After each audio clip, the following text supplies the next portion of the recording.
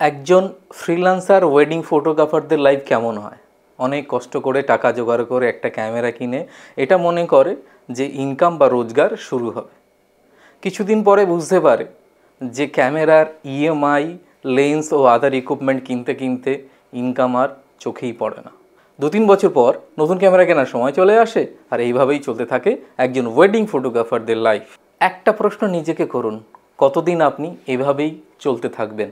এর জায়গায় আপনি যদি নিজের ওয়েডিং বিজনেস শুরু করেন, তাহলে জাস্ট আপনাকে এটা শিখতে হবে যে ক্লায়েন্ট বা কাস্টমার আপনি কিভাবে পাবেন, বা ক্লায়েন্ট বা কাস্টমার আপনার কাছে কিভাবে পৌঁছাবে।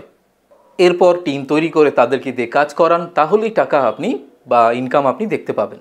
সোশ্যাল মিডিয়ায় এত পাওয়ার যে আপনি এটা ব্যবহার করে নতুন নতুন ক্লায়েন্ট নিয়ে আসাটা কোনো ব্যাপারই নয়।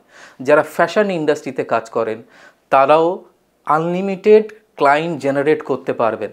হাই, দিস ইজ জিৎ বিশ্বাস, ফ্যাশন এবং ওয়েডিং ফটোগ্রাফার।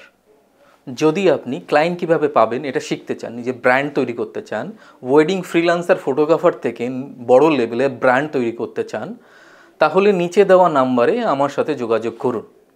আমি একটি কোর্স চালু করেছি যেখানে এই সমস্ত শেখাবো, কিভাবে সোশ্যাল মিডিয়া ব্যবহার করে ক্লায়েন্ট পাবেন, কিভাবে আনলিমিটেড ক্লায়েন্ট জেনারেট করতে পারবেন, এছাড়া সোশ্যাল মিডিয়াতে আপনার প্রেজেন্স কিভাবে তৈরি করবেন।